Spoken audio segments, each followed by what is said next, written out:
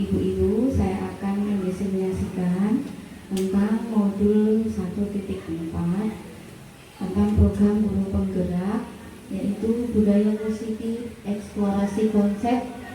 Yang pertama, perubahan paradigma dari stimulus respon ke teori kontrol, kemudian kebutuhan dasar manusia, arti disiplin dan 3 motivasi perilaku manusia, keyakinan kelas, hukuman dan penghargaan, posisi kontrol, dan segitiga restitusi. Yang pertama yaitu budaya positif dan ekosistem positif. Kita ambil contoh perbandingannya dengan dengan hidup tumbuh-tumbuhan seorang petani.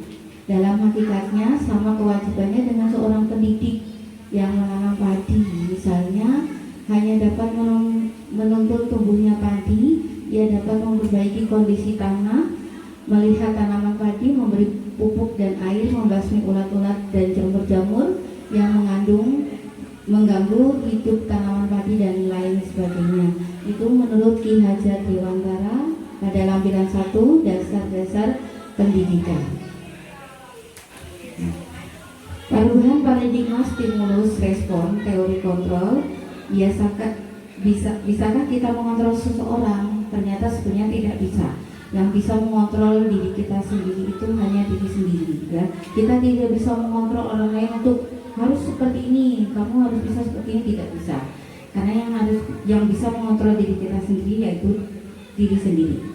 Yang pertama yaitu stimulus respon. Kita mencoba mengubah orang agar berpandangan sama dengan kita, berperilaku buruk dilihat dari suatu kesalahan.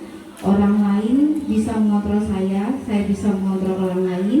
Pemaksaan ada pada bujukan gagal, model berpikir menang atau kalah.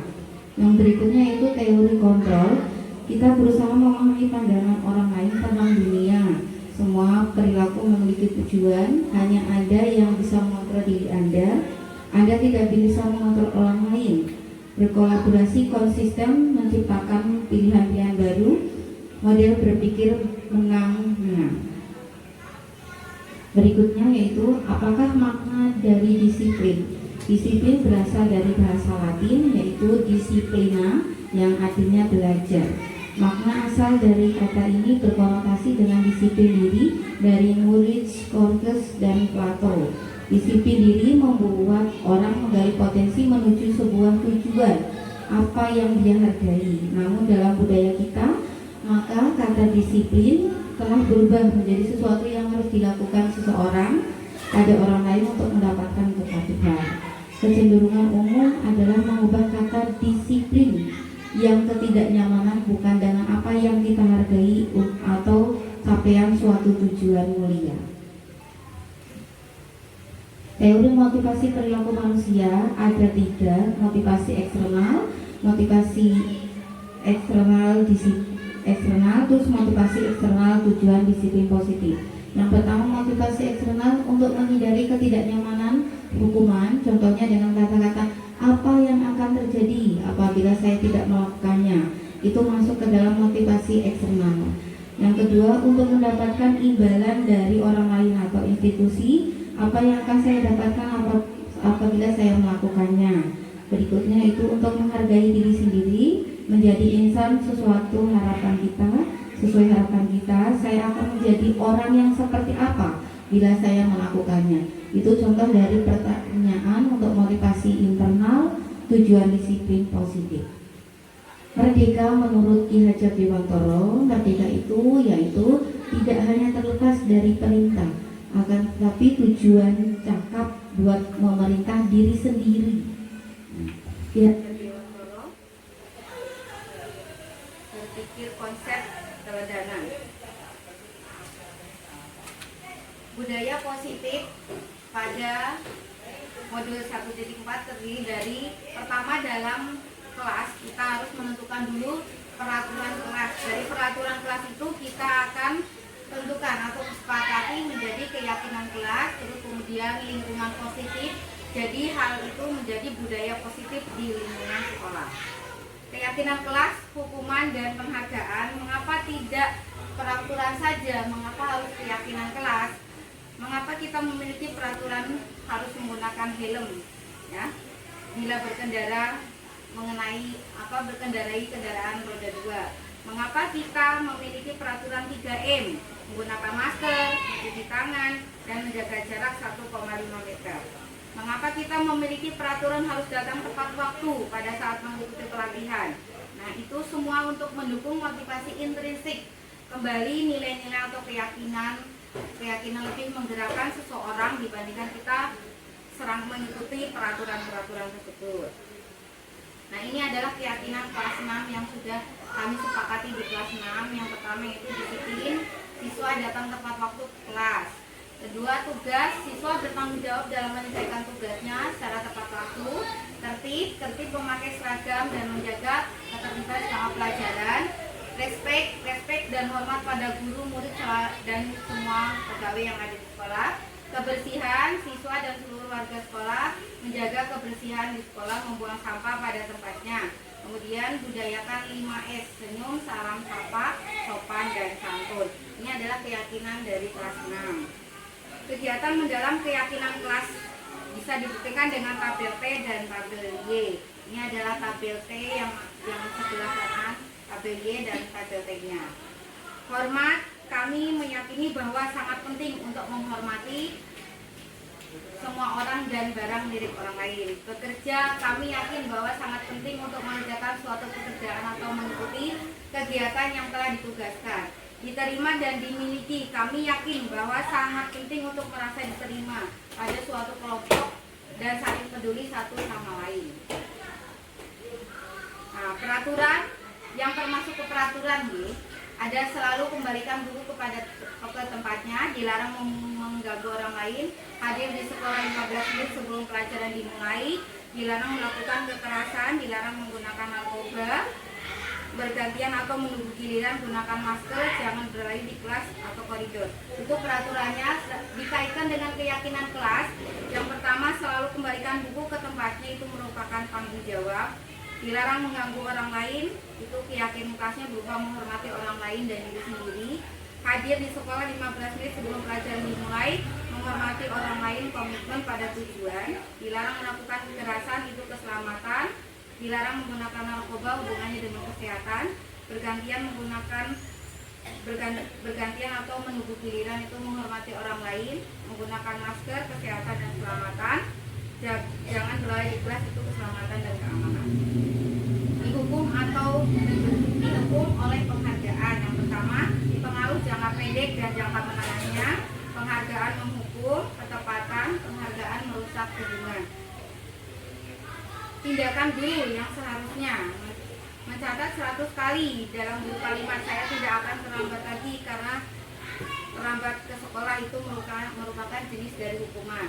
Lari mengelilingi lapangan basket 2 kali karena terlambat hadir di sekolah, itu merupakan jenis dari hukuman.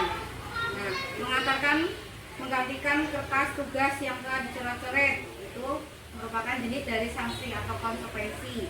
Membersihkan tumpukan air di meja karena tersenggol, itu merupakan sanksi atau konsekuensi. Murid disuruh menjaga mengenakan suatu seharian di sekolah, merupakan hukuman. Lari mengelilingi lapangan basket 2 kali karena terlambat 10 menit pelajaran PJOK atau olahraga, itu merupakan sanksi atau konsekuensinya. Berikutnya perbedaan antara hukuman dan sanksi atau konsekuensi. Apa sih perbedaannya? Hukuman itu sesuatu yang menyakitkan, harus terjadi, ya. Sedangkan sanksi sesuatu harus yang terjadi, terus membuat anak sakit, fisik maupun hati untuk jangka waktu lama, itu hukuman. Anak membenci kedisiplinan, itu hukuman. Paksaan juga termasuk hukuman. Mendorong anak menyakiti diri sendiri, konsep diri yang buruk, anak belajar untuk menyembunyikan kesalahan, itu merupakan jenis hukuman. Untuk sanksinya yaitu berupa sesuatu harus terjadi, membuat anak merasa tidak nyaman dalam jangka waktu pendek, anak menghargai disiplin, stimulus tanggapan, mendorong anak untuk mudah menyesuaikan diri. Itu perbedaan dari hukuman dan konsekuensi. Ini 5 posisi kontrol guru di kelas. Yang pertama, guru berbuat, guru berkata, hasil kalimat dengan dunia berkualitas, murid berbakat, dampak pada murid apa. identitas gagal atau di luar kendali, di luar kontrol guru, menghindari hukumannya menghardik, membujuk, menunjuk, menyakiti, menyindir, itu merupakan jenis hukuman atau penghukuman jenis guru yang penghukum. Berarti itu guru yang sering apa-apa nanti kamu lari lapangan, itu termasuk jenis guru penghukum. Posisi kontrolnya, nah, membuat orang merasa bersalah. Contohnya seperti, kenapa deh, apa yang kamu lakukan, kalau berbuat seperti ini apakah salah? Itu merupakan jenis guru yang memposisikan dirinya sebagai pembuat orang merasa bersalah. Teman itu jika murid melakukan kesalahan, murid diajak berbicara dengan baik, salatnya komunikasi dengan temannya, membuat desas-desus untuk muridnya, itu merupakan posisi kontrol guru sebagai teman terhadap muridnya. Pemantau, menghitung dan mengukur. Nah, apa peraturannya yang harusnya dilakukan di kelas, itu posisi guru di pemantau. Nah, berikutnya itu posisi guru pada manajer, mengajukan pertanyaan pemantik yang apa sih yang kita yakini, yang seharusnya dilakukan anak supaya anak itu menyadari atas kesalahannya. Itu pada posisi manajer. Nah, berikutnya yaitu restitusi, segitiga restitusi. Restitusi sendiri itu apa sih? Restitusi adalah proses menciptakan kondisi bagi murid untuk memperbaiki kesalahan mereka, sehingga mereka bisa kembali pada kelompok mereka dengan karakter yang lebih kuat. Itu menurut dosen tahun 2002. Ciri-ciri restitusi yang pertama, bukan untuk menebus kesalahan namun untuk belajar, memperbaiki hubungan, tawaran bukan paksaan. Restitusi menuntut untuk melihat ke dalam diri, restitusi mencari kebutuhan dasar yang mendasari tindakan. Restitusi diri adalah cara yang paling baik. Restitusi fokus pada solusi, restitusi fokus pada karakter bukan tindakan. Restitusi mengembalikan murid yang berbuat salah pada kelompoknya. Nah, ini adalah segitiga restitusi. Jadi guru dalam melakukan pekerjaan di kelas, jika ada muridnya yang melakukan kesalahan, sebaiknya kita melakukan 3 restitusi ini. Nah, yang pertama yaitu melakukan validasi tindakan yang memvalidasi tindakan yang salah, terus menstabilkan identitas. Yang pertama yaitu menstabilkan identitas. Anak diberikan pertanyaan otomatis kenapa dia melakukan kesalahan di kelas atau yang melanggar keyakinan kelas. Terus validasi tindakan yang salah. Yang berikutnya itu menanyakan keyakinan kelas. Keyakinan kelas apa sih yang dilupakan oleh anak di kelas sehingga anak itu melakukan kesalahan. Berikutnya itu penjelasan dari 3 restitusi. Yang pertama, menstabilkan identitas. Guru berkata, berbuat salah itu hal yang manusia, tidak ada manusia yang sempurna. Ini sebaiknya kita dalam memecahkan masalah di kelas itu, pertama langkahnya itu kita harus seperti ini, supaya anak tidak langsung terpojokan. Kamu itu salah. Nah, tidak seperti itu. Harusnya kita berusaha menstabilkan identitas anak supaya identitas anak itu merasa harga dirinya dihormati. Jadi tidak langsung dijat, kamu salah. Kamu harusnya seperti ini. Nah, yang pertama kita harus berkata dulu yang baik kepada muridnya. Berbuat salah itu hal yang manusia, tidak ada manusia yang sempurna. Bapak Ibu juga dulu pernah melakukan kesalahan. Nah, itu bagian dari menstabilkan identitas supaya anak tidak harga dirinya itu merasa masih dihormati walaupun dia melakukan kesalahan. Berikutnya itu validasi tindakan yang salah. Nah, sebaiknya guru berkata, kamu bisa kan melakukan hal yang lebih buruk, tapi kamu tidak melakukannya kan? Kamu pasti punya alasan mengapa kamu melakukan itu. Pada validasi tindakan yang salah ini kita memberikan apa sih penyebabnya anak itu melakukan kesalahan. Nah, ini pada validasi tindakan yang salah. Berikutnya yaitu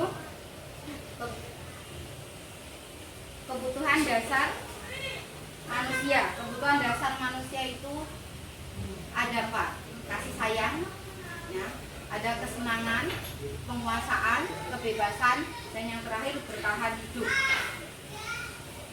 Nah, ini yang menanyakan keyakinan dari restitusi tadi yang terakhir. Ini karena tadi kita sudah membuat keyakinan kelas. Nah, tanyakan kita kepada siswa kita, apa sih keyakinan kelas yang sudah kamu langgar anak-anak? Nah, terus bagaimana sih kita menyikapi supaya keyakinan yang sudah kita langgar itu solusinya bagaimana? Ini pada menanyakan keyakinan kelas. Nah, refleksi dari apa yang sudah kita pelajari, hal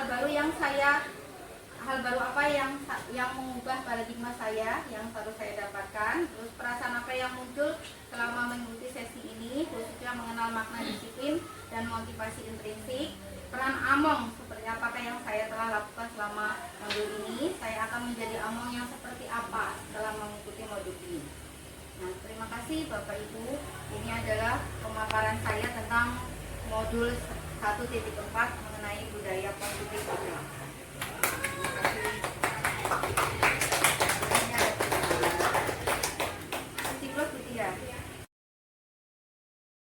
Assalamualaikum warahmatullahi wabarakatuh. Perkenalkan, nama saya Bu Umdatul Khairiyah, guru PAI SD Melati Narawita 1. Terima kasih kepada Bu Melinda Silviana. Setelah mendengar penjelasan Bu Melinda Silviana mengenai budaya positif, saya menjadi mengerti bagaimana cara menerapkan budaya positif di SD Melati Narawita 1 ini. Sekian dan terima kasih. Wassalamualaikum warahmatullahi wabarakatuh.